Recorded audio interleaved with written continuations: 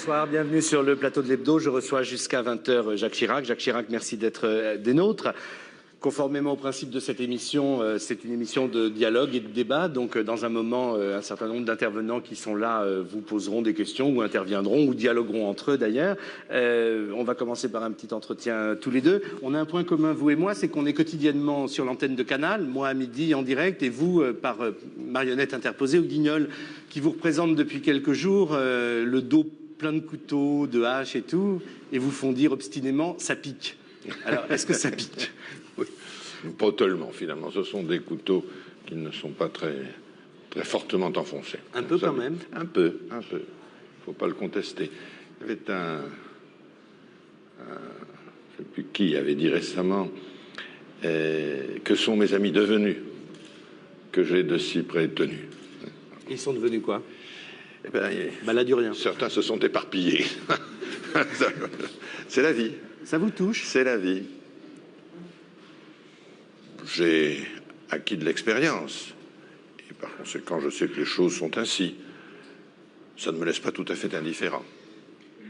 En même temps, en 1974, vous n'aviez pas hésité à torpiller la candidature d'un gaulliste historique pour vous rallier à Valéry Giscard d'Estaing. Est-ce que certains de vos compagnons qui vous quittent aujourd'hui, d'un certain point de vue, ne suivent pas l'exemple que vous leur aviez donné en 1974?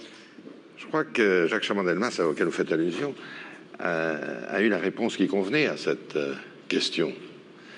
Lorsqu'il a dit récemment, la différence, c'est que Jacques Chirac, en 1974, ne me connaissait pas et ne me devait rien. Alors je faisais une analyse politique en 1974. Bon, on ne va pas revenir sur ces choses, elles sont ce qu'elles sont. L'événement qui vous a le plus touché cette semaine, c'est la déclaration de candidature d'Édouard Balladur ou la découverte de la grotte archéologique en Ardèche? Je vais vous dire, les deux étaient connus par un certain nombre d'initiés. Alors, dans le premier cas, qui était la déclaration d'Édouard Balladur, je faisais partie de ces initiés. Je n'ai donc pas été étonné. Et ça vous avez même annoncé le jour. Oui. Comme quoi, vous êtes dans le secret des dieux, quand même. Enfin, je n'étais pas vraiment favorisé de confidence, mais tout de même, j'avais une sorte d'intuition. Donc, ça ne m'a pas particulièrement frappé. Puisque la grotte, je n'étais pas au courant. Je l'ai donc appris, comme vous, en lisant le journal, et j'ai été très impressionné. Disant que... moi, je ne suis pas très loin de ces régions. Je suis limousin. On me dit que peut-être mes ancêtres, ou un de mes ancêtres a peint dans cette grotte. Ça m'impressionne, ça.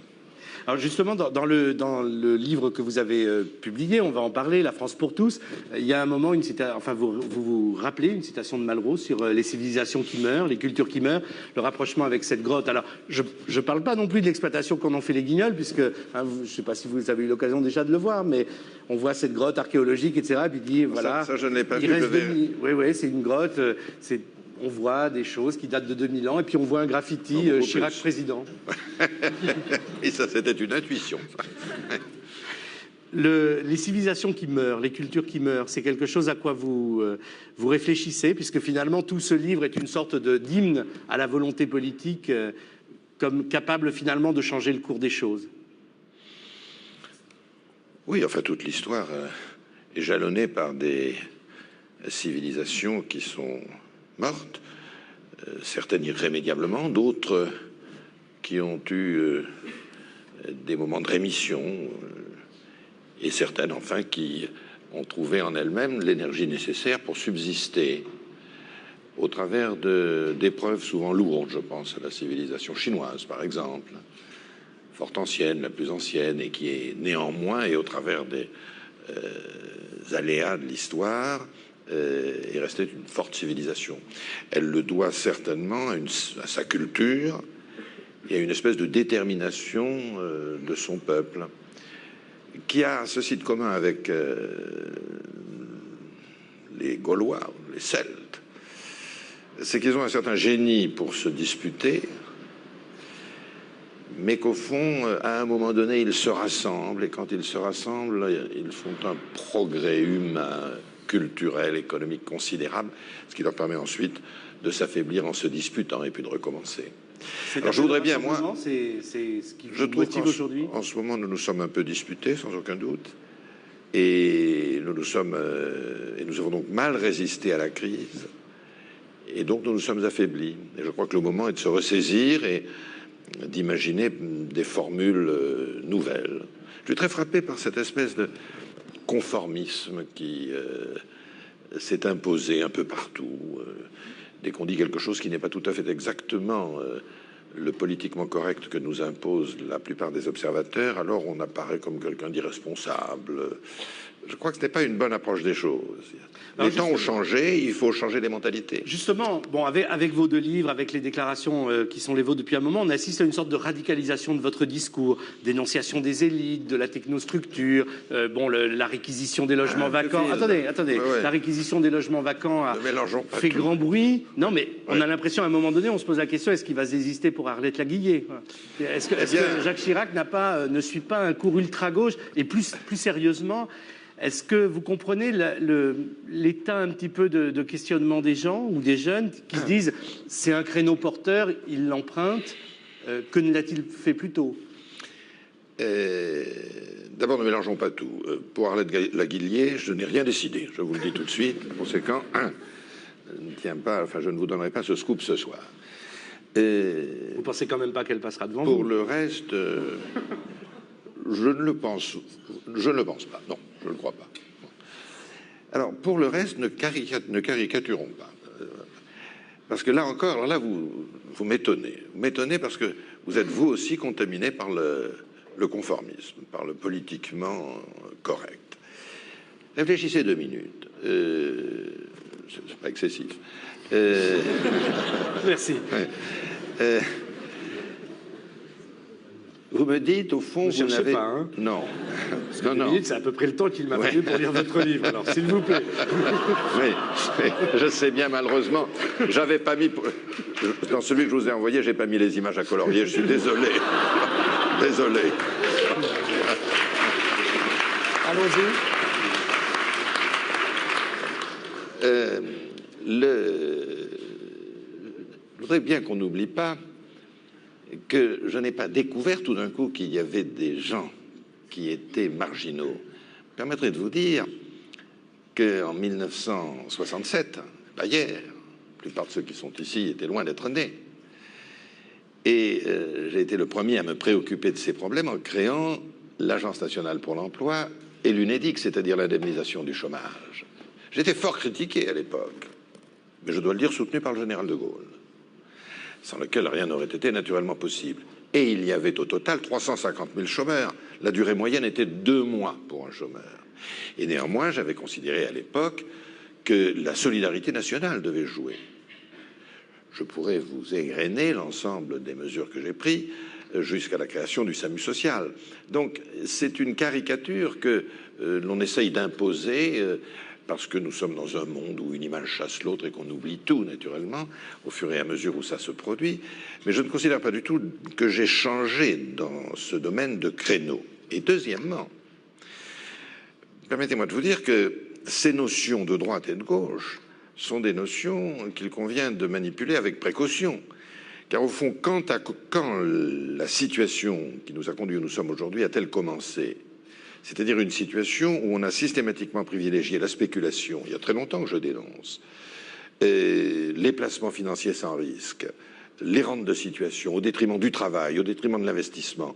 On a commencé au début des années 80, c'est-à-dire sous des gouvernements de gauche. Je ne veux pas polémiquer, c'est une simple constatation. Alors à partir de là, est-ce que mon comportement actuel est-il, ou mon livre est-il de gauche ou de droite? Personne n'est capable de le dire, parce que ça n'a aucune signification. Aucune. Permettez-moi de vous dire également que lorsque vous me dites que je dénonce, que j'ai découvert que la technostructure pouvait comporter des inconvénients, me permet de vous rappeler que je crois être le seul Premier ministre à avoir donné sa démission, en tous les cas sous la Ve République. C'était en 1976. Vous dites d'ailleurs que c'est un des deux, oui, enfin en une indiquant des deux dates importantes. Oui, en indiquant clairement que n'ayant pas les moyens de gouverner, parce que le pouvoir commençait à être capté par la technostructure, je préférais m'en aller et ne pas rester simplement pour occuper un palais national. Moi, les palais nationaux ne me tentent pas particulièrement. Alors j'ai quitté Matignon quand j'ai estimé que le système se monarchisait. ce qu'il a ensuite cessé de faire davantage encore. Non, mais ce qui est nouveau quand même, dans votre bouche en tout cas, ou alors j'étais pas attentif, c'est quand même cette sorte d'obsession de la fracture sociale, parce que ça c'est le thème vraiment récurrent de votre livre. C'est on est au seuil d'une explosion, il y a une fracture sociale, et s'il n'y a pas une énorme volonté politique, on va à la catastrophe. Je ne dis pas qu'on est au seuil d'une explosion, je dis qu'une explosion est toujours possible, mais c'est pas ça que je dis. Vous dites que le consensus social se disloque. Voilà, en revanche, je dis il y a fracture sociale. Mais, cher maître, il ne vous a pas échappé que ce phénomène est récent. Ça date de quoi? C'est dans les années 80, on a commencé à parler de nouvelle pauvreté, mais c'était pas, si j'ose dire, grand-chose. La fracture sociale, c'est-à-dire le développement d'une véritable exclusion, c'est quelque chose qui date de quelques années. Moi, je suis maire de Paris, je regarde de près ce qui s'y passe. Il y a 5 ans, il ne me serait pas venu à l'idée de créer le SAMU social. J'en avais pas besoin. Aujourd'hui, lorsque je le crée, et il y a 1 an, et que je consulte les meilleurs experts, l'armée du salut, enfin tous les gens qui savent, qui sont sur le terrain, qui se dévouent sans cesse avec une fantastique générosité, et que je leur demande de quoi aurais-je besoin pour porter secours à ces gens, ils me donnent ces éléments. Et je m'aperçois 1 mois après qu'il me faut 3 fois plus de moyens, parce qu'il y a 3 fois plus de gens dont on ignore qu'ils sont en réalité en dehors des règles de la société. Alors ça veut dire quoi? Ça veut dire que la République, dans ses valeurs profondes, fortes, est remise en cause. C'est non seulement un problème humain, naturellement, et c'est déjà en soi très grave et qu'on ne peut pas tolérer, c'est inacceptable, mais c'est en plus un problème politique, je veux dire au sens fort du terme, c'est-à-dire que les valeurs sur lesquelles est fondée notre République sont aujourd'hui remises en cause pour la première fois. Ça n'a jamais existé dans l'histoire de France. On a connu des périodes de grande pauvreté, mais il y avait les éléments de solidarité qui permettaient à chacun, et aussi la transmission des valeurs et des références qui permettaient à chacun de s'en sortir. Aujourd'hui, il y a des gens qui ne s'en sortent plus. La transmission, c'est une référence à votre grand-père instituteur que vous évoquez dans votre livre?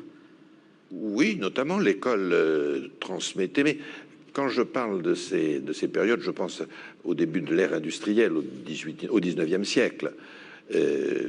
Où on a connu une grande misère, où les gosses travaillaient à 12-13 ans, on a connu une grande misère. Et néanmoins, il n'y avait pas d'exclus. Les gens avaient leur place. Il y avait l'école, la famille, le syndicat, la tontine. Il y avait des structures qui permettaient à chacun de trouver ou de garder sa place. Alors, pauvre, mais il n'y avait pas d'exclus. Et encore moins de gens déstructurés mentalement par l'exclusion, ce qu'on voit de plus en plus aujourd'hui. Cette exclusion, elle met la République en danger. Vous dites à un moment dans votre livre, quand vous analysez un petit peu votre parcours, le démocrate que j'ai toujours été est peut-être devenu plus républicain. Vous faites allusion d'ailleurs à une distinction chère à Régis Debray. Oui, je ne veux pas rentrer dans le débat entre la démocratie et la République. Qu'est-ce que ça veut dire devenir plus républicain? Eh bien, tout simplement, vous savez, quand les choses se produisent, on devient plus conscient. Quand quelque chose est en danger, il vous devient plus cher. Il fut un temps où la démocratie avait été en danger. Ça a été la période des autoritarismes. Bon, alors on était très regardant sur la démocratie. Aujourd'hui, on s'aperçoit que ce qui a fait la force de la France depuis toujours, et qui sont ces valeurs républicaines forgées d'ailleurs sous la monarchie, mais exprimées sous la République, et qui étaient en quelque sorte un acquis, qui fondait l'originalité de la France, et aussi, et peut-être surtout, la racine de la force de notre pays. Si notre pays est une très grande puissance, tout en étant un petit pays par le nombre d'hectares ou d'habitants, c'est parce qu'il a toujours trouvé dans son fondement républicain, dans les valeurs républicaines, une force à la fois de cohésion sociale et nationale et de valeurs qui lui permettaient d'être dynamique, productif, créateur et entendu à l'extérieur.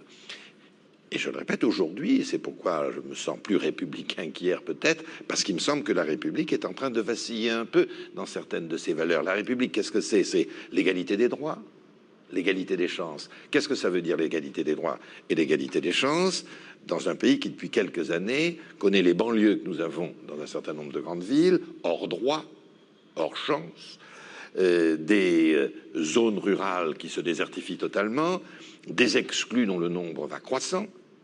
Qu'est-ce que c'est que l'égalité des droits et des chances pour ces gens-là? Ils ne savent même pas quels sont les droits qui sont les leurs. Ils n'imaginent même pas qu'ils puissent les revendiquer. C'est un vrai problème, et un problème nouveau. La République, c'est également la récompense du mérite. C'est l'intégration. La France est fondée sur le principe de l'intégration. L'école était le moteur de l'intégration. Vous voyez bien qu'aujourd'hui, l'école échoue dans son intégration et que l'on voit un certain nombre de communautés qui sont en train de... On appelle ça, dans vos milieux intellectuels, le différentialisme. Vous savez ? Oui, vous savez. Eh ben, je suis content. C'est pas acceptable. C'est le contraire des valeurs de la... Vous êtes obligé de me parler comme un débile. Non, hein, oui, non. D'ailleurs, ce faisant, je ferai une grave erreur.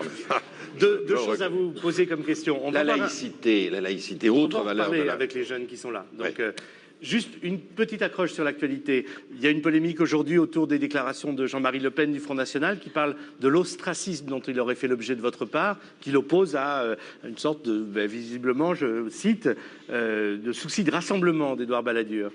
L'ostracisme dont Jean-Marie Le Pen a fait l'objet de votre part, vous le revendiquez? Je ne revendique rien. Monsieur Le Pen défend des thèses qui sont à l'opposé des miennes. Alors, vous pouvez pas me demander, il fut un temps où j'ai combattu le communisme, j'étais pas communiste. Bon, pourtant j'ai bien regardé, bon, mais ça ne m'a pas convaincu. Eh bien, je ne partage vous dites rien. De l'extrême droite que c'est un intégrisme. C'est un intégrisme, bien sûr. Mais si vous voulez, c'est surtout, je dirais, un mouvement qui spécule sur une certaine misère psychologique, plus que matérielle des gens, qui spéculent sur les phénomènes d'immigration dont j'ai bien conscience qu'il faut les contrôler, qui spéculent sur les problèmes de sécurité qu'il faut naturellement maîtriser. Mais il ne faut pas spéculer sur ces choses pour en tirer ensuite un certain nombre de conclusions qui sont, je le répète, à l'opposé des valeurs républicaines et démocratiques auxquelles moi je suis attaché. Alors, ne me demandez pas, je suis pour le rassemblement, mais enfin, à condition que on intègre réellement, c'est-à-dire qu'on convainque ces gens-là de leur erreur. Deuxième petit sujet qu'on va vous proposer, les réactions à vos deux livres que j'ai cités tout à l'heure. Regardez, écoutez. Excellent livre.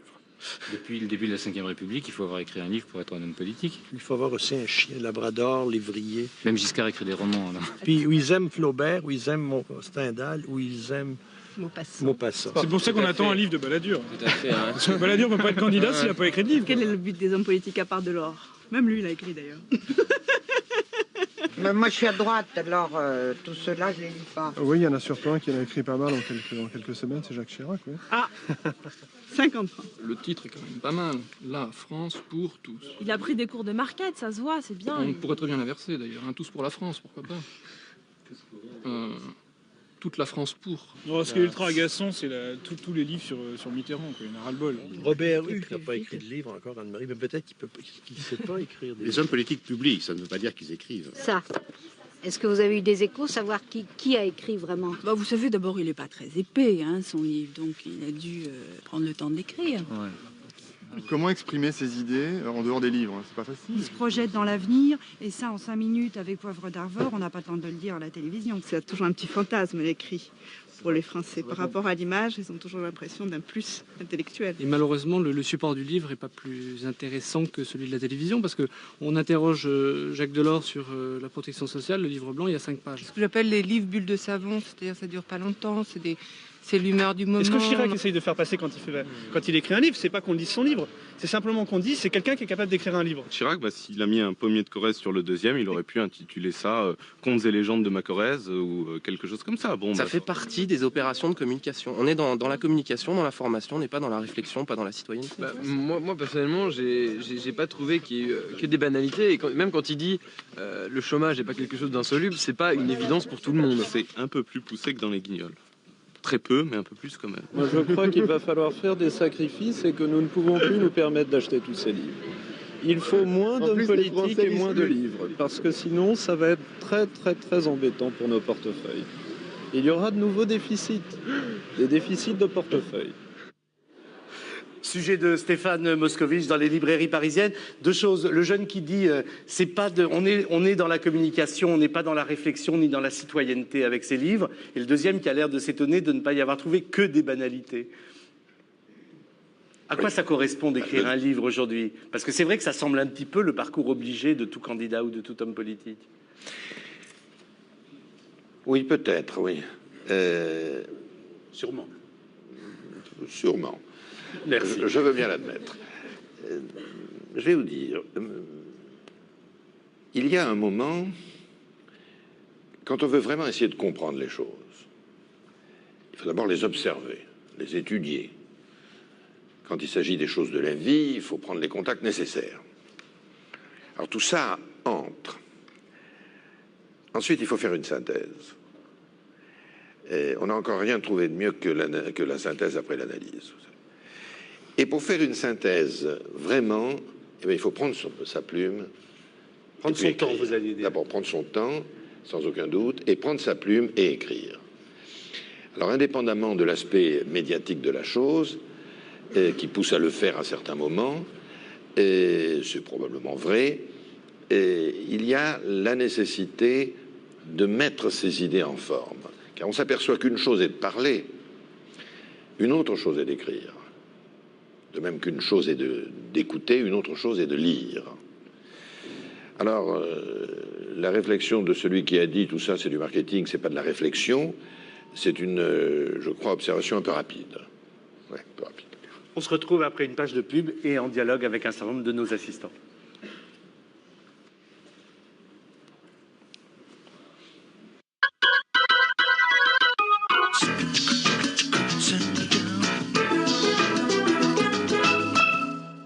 Oui, c'est en clair, Jacques Chirac, c'est pas crypté. Enfin, ça dépend de vous, mais a priori, c'est en clair.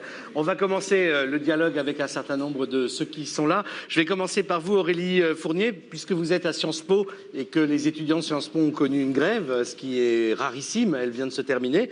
Mais enfin, je sais pas, depuis 68 peut-être qu'il n'y avait pas eu de grève à Sciences Po, c'est ça? C'était la première. Ça me rappelle des souvenirs, ça. Hein? À vous aussi, non? À moi aussi, oui. Pas les mêmes. Non, on n'était pas du même côté de la barricade. J'étais très petit, moi. C'est vrai.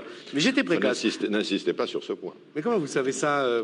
Vous n'avez pas des fiches, quand même? Ah si. Sur les journalistes? Absolument. Sur les journalistes. Sur les journalistes, c'est comme ça qu'on fait de la bonne politique, en sachant bien les choses. Allez, donnez la parole à Aurélie Fournier. À vous, Aurélie. Bonsoir. Bon, moi, j'aurais dû voter donc cette année, mais je ne vais pas voter. Non pas parce que je refuse le droit de vote, mais parce que j'ai oublié de m'inscrire sur les listes. Ça m'a paru un choix au départ fâcheux, mais finalement, ça ne va pas tellement changer mon opinion, parce que je pense que j'aurais voté blanc. En effet, face aux propositions faites par les hommes politiques et les candidats à l'élection présidentielle, et notamment en matière d'emploi, j'avoue que je reste assez sceptique. Notamment, par exemple, dans votre programme, quand vous proposez comme une solution pour l'emploi la création d'une première expérience professionnelle pour 50 000 jeunes défavorisés dans le cadre de la Coupe du Monde de football. Est-ce que ça veut dire que une des alternatives proposées aux jeunes aujourd'hui, c'est encore une fois la précarité de l'emploi? Courte réponse à chaque fois ou plusieurs, comme vous voulez? Comme vous préférez, donc, je voudrais répondre. Allez-y. Oui, en un mot. D'abord... Merci, un mot. Oui. D'abord, Aurélie Fournier, vous avez tort de ne pas voter. Vous pouvez voter pour... il y a un éventail suffisant, il y aura au moins 15 candidats, vous devez y trouver votre choix. Non, pas cette fois-ci, mais on a bien commencé, mais on fera mieux la prochaine fois. Vous devez trouver. Et vous savez, au total, la démocratie, ça a aussi son charme. Et quand on s'en évade, on ne fait pas obligatoirement une bonne action. On a dû vous apprendre ça à Sciences Po. Deuxièmement, oui. Deuxièmement, j'ai une idée sur l'emploi. Mais si vous la réduisez à la réflexion que j'ai faite sur la Coupe du Monde de football, alors c'est plus de la caricature, on ne sait pas. Bon, je ne suis pas du tout pour les emplois précaires. Et j'ai un certain nombre de propositions que j'ai encore développées tout récemment. Il est vrai que c'est toujours très difficile à faire passer, notamment sur les télévisions.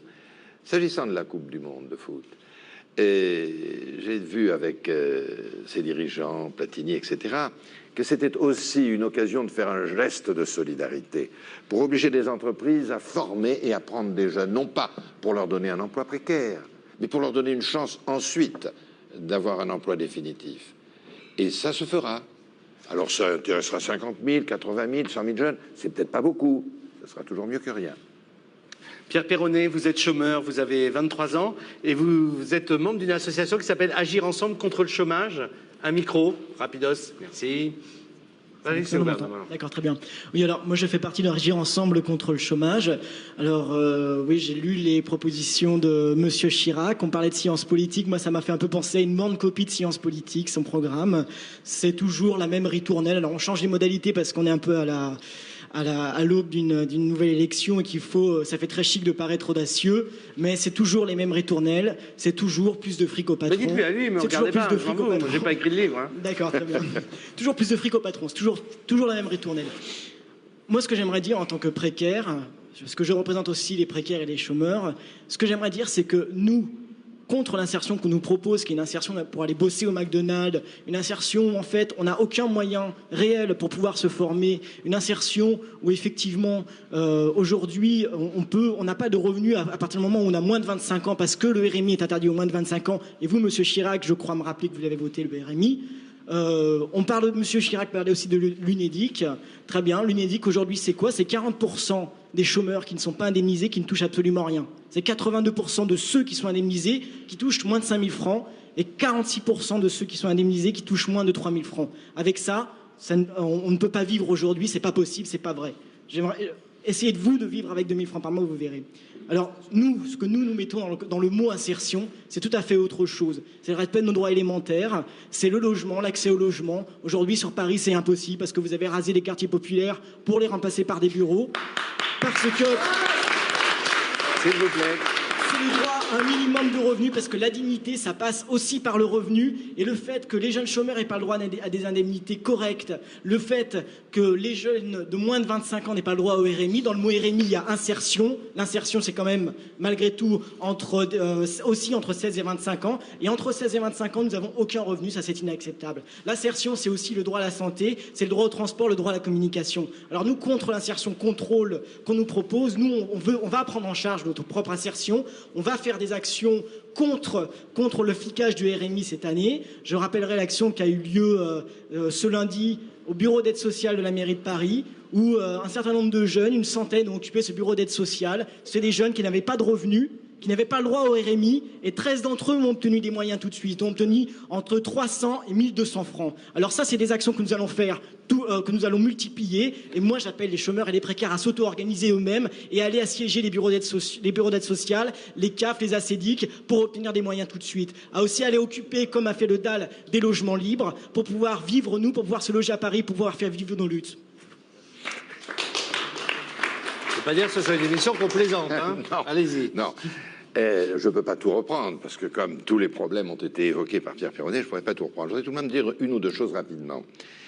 Et il me dit, avec un sentiment ferme, que j'ai voté le RMI, ce qui est vrai, et que le RMI ne concerne pas les jeunes de 16 à 25 ans, puisqu'ils n'y ont pas droit.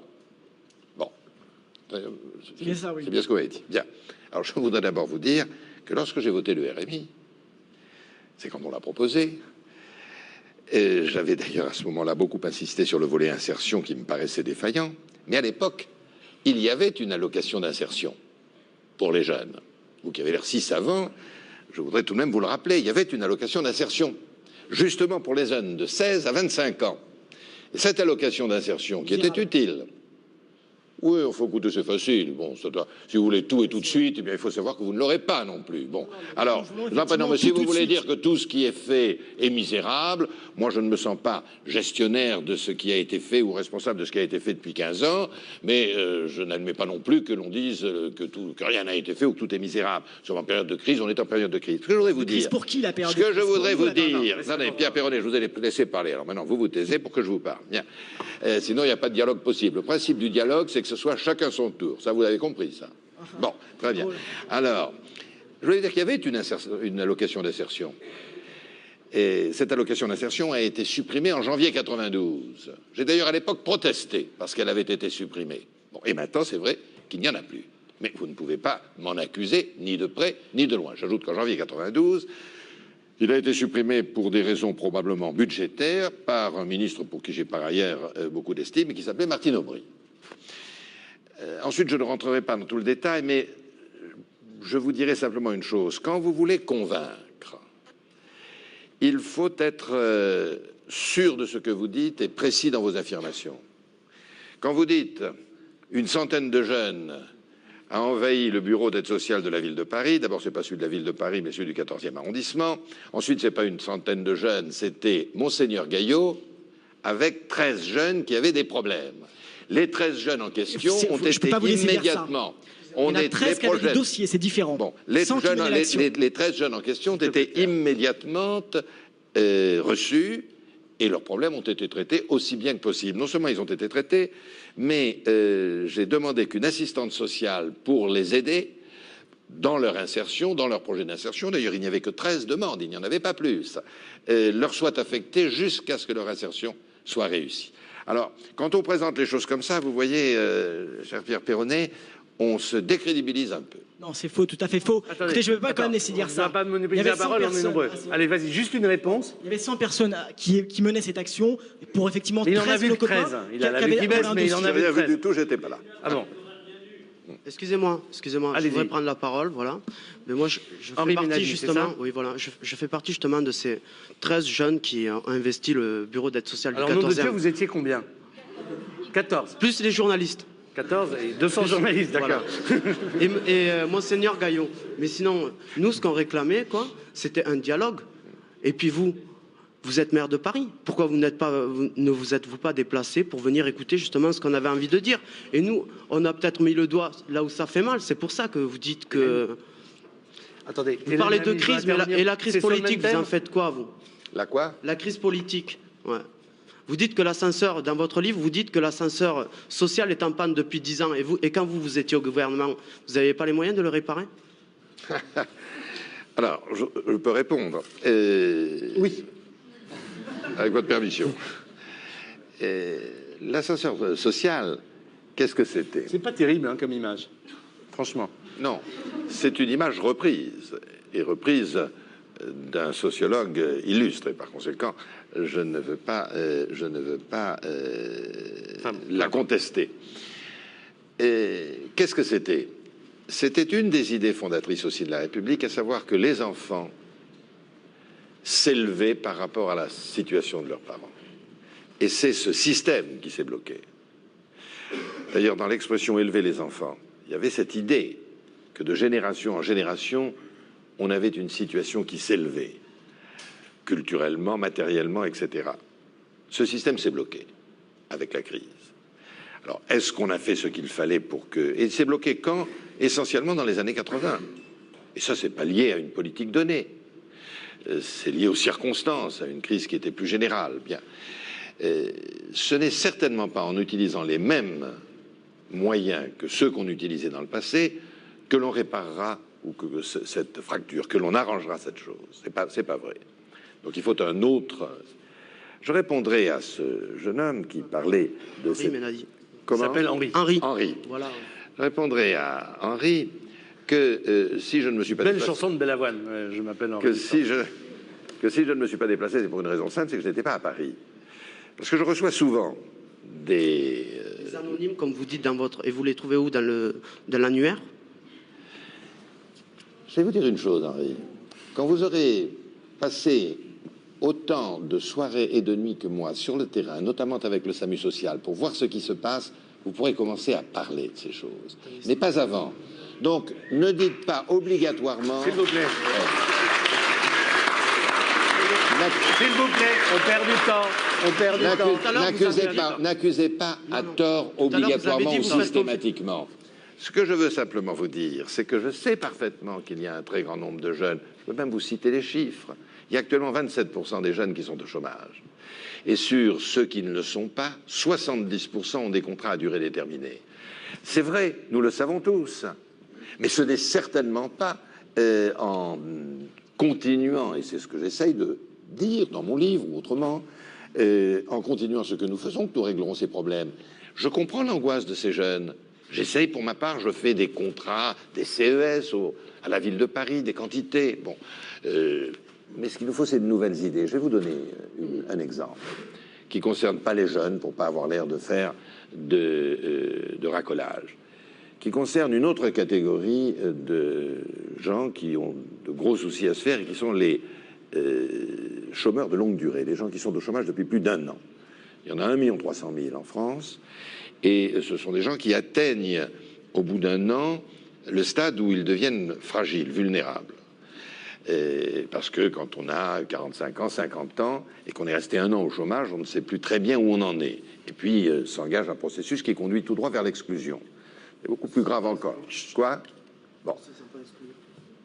Si, il y en a beaucoup qui se sentent exclus.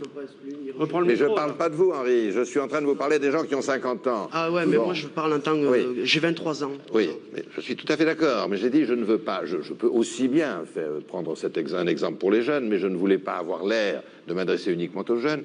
Je prends un vrai problème qui est celui, si vous me comprenez, si vous me suivez, qui est celui des gens qui sont au chômage depuis plus d'1 an, quel que soit leur âge. Bon. Je dis, si nous continuons à faire des petites mesures d'encouragement, on n'aura rien. Il ne se passera rien. On dépensera beaucoup d'argent. Comme disait tout à l'heure Pierre Perronnet, on donnera du fric au patron, ce qui n'est pas d'ailleurs tout à fait une réalité, mais peu importe. Et il ne se passera en tous les cas rien, sauf qu'on dépensera de l'argent. D'où l'idée de dire qu'un travailleur qui a plus d'1 an de chômage a le droit d'être recruté pour une activité nouvelle avec un double avantage, qui est d'avoir payé par l'État une prime de 2 000 francs par mois, plus l'exonération totale des charges sociales. Ce qui veut dire en clair que le type qu'il recrute, au lieu de payer le SMIC 8 300 francs, ce qui est le coût actuel du SMIC, il ne paye que 4 000 francs.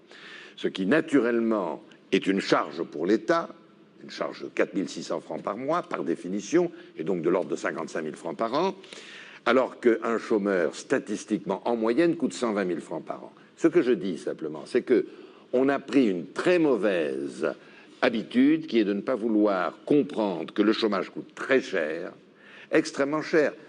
Un chômeur, aujourd'hui, en moyenne, coûte 122 700 francs en France. Et ça augmente chaque année, naturellement, avec les phénomènes d'exclusion, plus tous les coûts indirects. Chaque fois que l'on peut maintenir ou créer un emploi qui coûte moins de cette somme, on fait quelque chose qui va dans le sens de la dignité des gens, dans le souhait de ceux qui veulent trouver un travail et qui sont encore nombreux. Je ne parle pas de ceux qui n'ont pas envie, n'ont plus envie de travailler.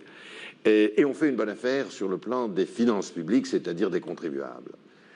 Mais si l'on n'adopte pas cet état d'esprit, qui suppose un vrai changement de mentalité, alors on continuera à avoir un maximum de gens qui vont galérer dans tous les sens. Je vous ai laissé développer votre réponse, mais il faudra quand même intervenir plus brièvement. À vous, Rosa. Oui, Vous avez 17 ans, vous. Vous êtes la Benjamine de l'Assemblée, en tout cas de ceux qu'on a vus avant, et vous êtes en terminale, et porte-parole d'un nouveau syndicat lycéen. C'est ça, alors je parle au nom du syndicat lycéen UNEF. Ça tombe bien, vous disiez tout à l'heure qu'il fallait être sur le terrain pour se permettre de parler. Or, moi, j'y suis sur le terrain, donc ce qu'il faut savoir, c'est que l'école, aujourd'hui, elle est complètement asphyxiée par le manque de moyens, et vous n'êtes pas sans le savoir. Qu'il y a des lycées qui sont dangereux. Il y a un récent rapport dont certainement vous avez eu connaissance qui dit que plus de 800 lycées en France ne sont pas aux normes de sécurité. Ça veut dire qu'il y a des milliers de lycéens qui risquent leur vie. Il y a des options qui sont supprimées. On n'a pas assez de conseils d'orientation et pourtant c'est notre avenir qui est en jeu. Et d'autre part, nos droits, les droits lycéens gagnés en 90 sont de moins en moins respectés. C'est-à-dire que afficher, monter un journal, ça devient de plus en plus dur. D'autre part, vous vous souvenez certainement de la lutte contre le SMIC jeune. J'ai entendu récemment que SMIC jeune, c'était le CIP. Oui, le CIP. Donc vous avez dit que c'était une vaste connerie. Que vous faisiez des tracteurs du CIP. C'est vous qui l'avez dit. Mais maintenant... Oui, je ne savais pas que c'était enregistré. Ah, très bien. Tout de même, vous faites le détracteur du CIP alors que vous l'avez voté. Et du moins, vous faisiez partie de la majorité qui votait le CIP. Non, mais attendez, cher Rosa. Je vais finir ce que j'ai à dire. L'école... Je le sens, alors je n'insiste pas. L'école, aujourd'hui, elle est asphyxiée par le manque de moyens, alors que votre majorité, elle a voté une loi de programmation militaire de 613 milliards de francs. Et ça, bon, tout le monde le sait. Et bon, pourquoi un syndicat lycéen ? Parce qu'il faut que la jeunesse, elle compte dans ce pays. Et on a montré qu'en se rassemblant, on pouvait vraiment gagner ce qu'on voulait. Et je voudrais terminer par une question à Monsieur Chirac. Est-ce que, si vous êtes élu, vous réquisitionnez la fac Pasqua, cette fac qui a été financée à hauteur... Non, c'est bon. Bah, s'il vous plaît. Attendez. Une fac privée financée à hauteur... Vu ce que je devine de l'état de leur rapport, sans doute. J'en sais rien, mais il faut savoir que c'est une fac privée qui a été financée à hauteur de 1,2 milliard de francs par des fonds publics et qui est payante. Je voudrais juste intervenir. Alors que Nanterre coule ses étudiants. Juste derrière Michael Carpin, qui est prof dans un LEP, un lycée d'enseignement professionnel, parce que j'imagine sur la question scolaire que ça pourrait faire une autre, un bouquet. J'ai pas trop envie d'intervenir sur ce qui est donc la zone sensible, la ZEP. Je voudrais simplement poser des questions à Monsieur Chirac, politique. Vas-y. Donc, comme tout le monde sait, vous avez 62 ans, vous devez le savoir aussi. Ça ne m'a pas échappé. Vous avez été député, ministre, Premier ministre à deux reprises. Dans l'hypothèse où vous perdriez l'élection présidentielle, qu'est-ce que vous deviendriez? Première question. Deuxième question, vous avez créé le RPR. Donc là, votre parti est divisé entre vous et Monsieur Balladur. Que va-t-il devenir? Et y a-t-il, au sein du RPR, une relève? Est-ce la tendance plutôt Pasqua ou la tendance plutôt Monsieur Juppé? Et dernière question, je voudrais intervenir sur ce que vous avez dit tout à l'heure. Est-ce que vous, quand vous parliez de Monsieur Le Pen, est-ce que quand vous parliez des odeurs, vous combattiez Monsieur Le Pen? C'est tout. Dans l'ordre que vous voulez, brièvement, pour essayer d'en faire parler d'autres. Les odeurs. Oui, les odeurs, c'est une connerie, non, vous diriez. Non, pas obligatoirement. Pas obligatoirement. On a voulu caricaturer ou transformer ma pensée. Allez vous promener dans un certain nombre d'endroits où l'on égorge le mouton à l'extérieur et on laisse les peaux sécher, et vous me direz ce que vous en pensez, et si ça ne vous gêne pas. Mais le problème, c'est que des gens mal intentionnés ont essayé d'insinuer que j'avais pu faire allusion à des odeurs corporelles. Je veux dire, c'est monstrueux. Ça n'a d'ailleurs pas influencé grand monde, si j'en juge en tous les cas, par les relations qui sont les miennes avec notamment l'Afrique et les Africains. Donc, je me refuse à polémiquer le moins du monde sur ce qui a été une opération de déstabilisation sur l'interprétation abusive d'un propos. L'école et la politique après. Oui, l'école. D'abord, je voudrais dire à Rosa que bravo pour le syndicat. Je me réjouis toujours quand il y a des interlocuteurs. Il faut toujours avoir des interlocuteurs. Mais il est important, quand on est syndicaliste, de savoir exactement, ou d'essayer de s'efforcer de savoir ce que sont les choses. Vous venez de me dire, Rosa, vous avez voté le CIP. Du moins, vous faites partie de la majorité qui et alors ensuite, comme vous vous êtes dit, c'est peut-être pas sûr, au fond, qu'il ait voté le CIP, alors vous avez dit, vous êtes de la majorité qui l'a voté. Mais Rosa, personne n'a voté le CIP, pour une simple raison, c'est que c'était pas une loi. Et que le Parlement... Le Parlement... S'il vous plaît. Bon. Non, pas... Non. Cher monsieur, permettez-moi... la loi quinquennale. Répondez aux questions. Naturellement, mais la loi quinquennale ne comportait pas du tout le CIP. Laissez ce qui était, vous auriez... S'il te plaît, s'il te plaît, s'il te plaît. Pas de meeting, pas transformer une émission de télé en meeting. Oui, surtout pour dire une ânerie. Mais enfin, bon. Ce que je essaye de vous dire, c'est que le CIP, ce n'était rien d'autre que le SMIC jeune, c'est-à-dire un traitement inférieur pour les jeunes et non justifié ou compensé par une formation. Voilà ce que c'était. Maintenant, pourquoi vous... Attends, une seconde. Une seconde. Cette formule n'a jamais été ni dans la loi quinquennale, naturellement, ni dans aucune autre. Elle n'a jamais été portée au Parlement. Et à juste titre, d'ailleurs, puisque c'était une mesure d'ordre réglementaire. Bien. Ce qui est la réalité, c'est que, et c'est pourquoi je l'ai souvent cité en exemple, et c'est pourquoi je l'ai traité ainsi l'autre jour, le Premier ministre était contre le SMIC jeune. Il l'avait toujours dit. Et moi, je le sais, il me l'avait souvent dit. Moi, j'ai toujours été contre le SMIC jeune pour des raisons de fond, et qu'il serait trop long d'évoquer. Le ministre du Travail était contre. Et néanmoins, le SMIC jeune est sorti. ça mérite qu'on s'interroge, autrement que de façon superficielle, en accusant bêtement les uns ou les autres. Ça n'a pas de sens. Pourquoi, comment se fait-il qu'alors qu'un système était récusé par les responsables politiques, il est sorti tout d'un coup au journal officiel? Et c'est là où je dis qu'il y a là un exemple du caractère abusif des pouvoirs de ce que j'appelle la technostructure dans mon petit livre. C'est un certain nombre de fonctionnaires, entre eux, ont mis au point une réforme qu'ils jugeaient souhaitable, peu importe leur justification, sans que le politique ait eu la possibilité de marquer le coup d'arrêt qui s'imposait. J'ai quand même eu un ministre, moi, dans une émission de télé, en face de moi, qui le défendait. Oui, il l'a défendu ensuite parce qu'il ne pouvait pas faire autrement. Mais la vérité, je peux vous le dire. C'est pas un peu facile quand même de dire le politique n'a pas de responsabilité, c'est les hauts fonctionnaires qui décident à notre place. Cher Michel Field, c'est pas ça le problème. Le problème est beaucoup plus grave que ça. Nous sommes, je l'ai souvent dénoncé, entrés dans une période où il y a eu une dérive monarchique de nos institutions. Ça a commencé dans les années 70. Cette dérive monarchique fait que le politique a petit à petit perdu de son pouvoir et qu'il a été remplacé par une technostructure qui est compétente, qui est honnête, qui a beaucoup de qualités, sans aucun doute, mais qui n'est pas politiquement responsable, et donc qui n'a pas à prendre les décisions. Et il y a une sorte d'abdication du politique, et c'est contre cela que je réagis. Et le problème du CIP, à mes yeux, ce n'était pas le problème de savoir s'il faut faire ou non un SMIC jeune, car en réalité, c'est une bêtise, et ça comporterait des conséquences sociales sur l'ensemble des salaires très importantes. Donc tout le monde est contre. Mais je ne connais personne qui, dans la sphère politique, soit pour. Et pourtant, c'est sorti. Donc la réflexion qu'il faut se faire, c'est non pas de savoir s'il faut ou non faire un SMIC jeune. La réponse est évidemment non. Mais la question qui doit être posée, c'est comment une affaire de cette nature a pu sortir dans ces conditions. Renan, le Joubliot. Oui, pardon. Déjà, je voudrais dire deux choses à propos de ce que dit Pierre. Donner l'argent au patron, c'est facile de dire ça. C'est le patronat qui crée l'emploi, c'est l'entreprise qui crée l'emploi. Non, donc, s'il vous plaît. Monsieur Chirac l'a dit, quelqu'un qui a un emploi coûte beaucoup moins cher qu'un chômeur, c'est quelqu'un qui consomme et qui fait tourner la machine. Alors, à mon avis, c'est quand même plus intelligent de permettre aux gens de travailler que de créer un chômage. D'autre part, c'est très bien d'avoir des allocations. C'est pas bien de vivre qu'avec des allocations. Il vaut mieux catapulter quelqu'un, c'est-à-dire au départ lui donner tous les moyens pour réussir, et qu'ensuite cette personne se débrouille de façon autonome. Donc plutôt que de faire une société d'assistés, il vaut mieux au départ donner aux gens les moyens de se former, et ensuite d'être compétent et d'évoluer seul. Bon. Hélène Lamy, encore un mot? Oui, mais ça c'est un autre sujet. Ça c'était juste de réflexion. Je voudrais parler de l'Europe.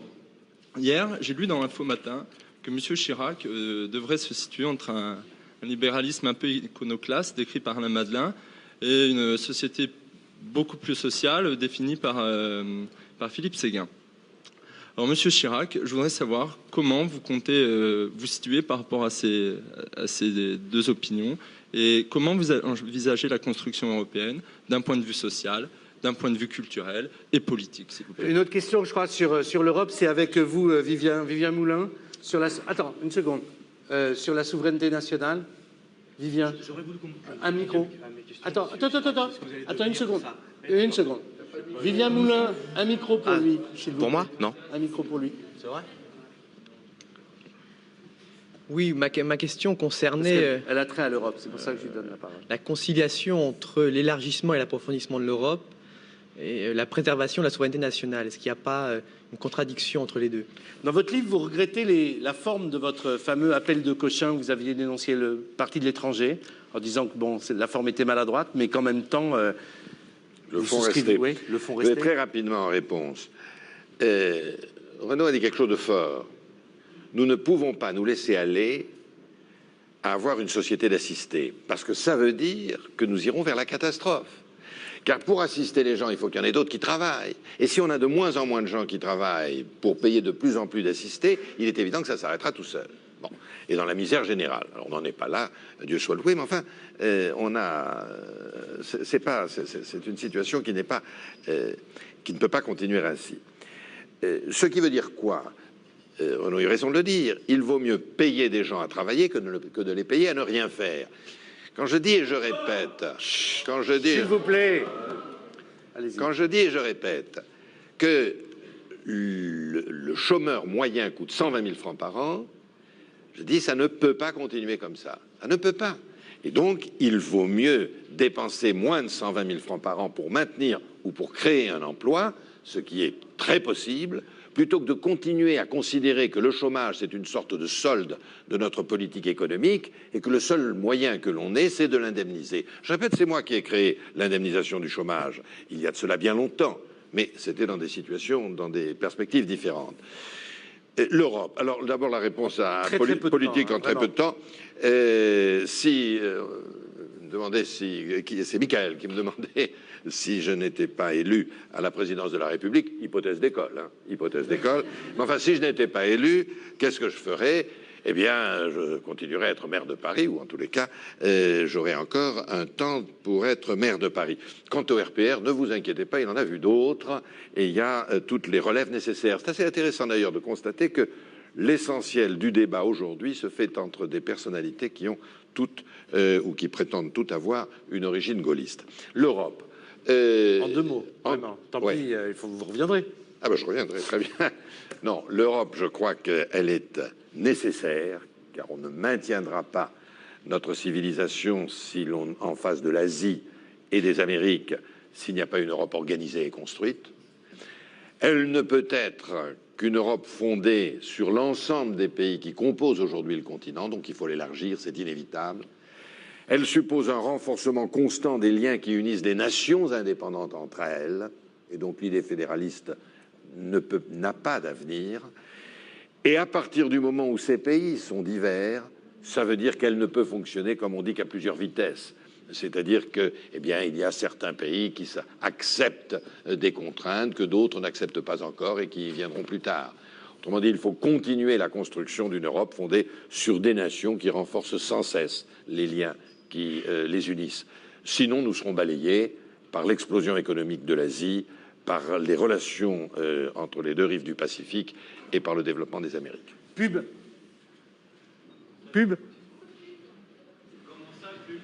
Vous allez voir.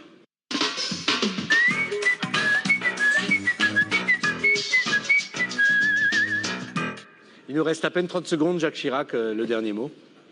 Bonne année. En Juste 30 secondes. une chose, non, s'il vous plaît. Juste une chose.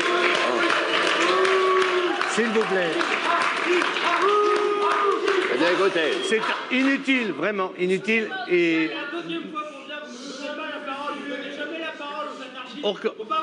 Monsieur Chirac, excusez-moi. Allez, une fin en happening alors.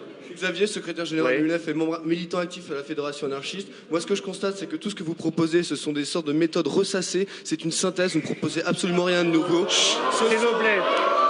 C'est une compilation de vieux clichés libéraux. Et moi, je suis pour une nouvelle société. Et je constate qu'on est à un nouveau tournant, que la société est bloquée, que la croissance ne résoudra pas la crise et qu'il faut inventer quelque chose de nouveau. Et moi, je suis pour un véritable fédéralisme anti-autoritaire sur des bases anticapitalistes. Vous avez du mal à convaincre quand même, non?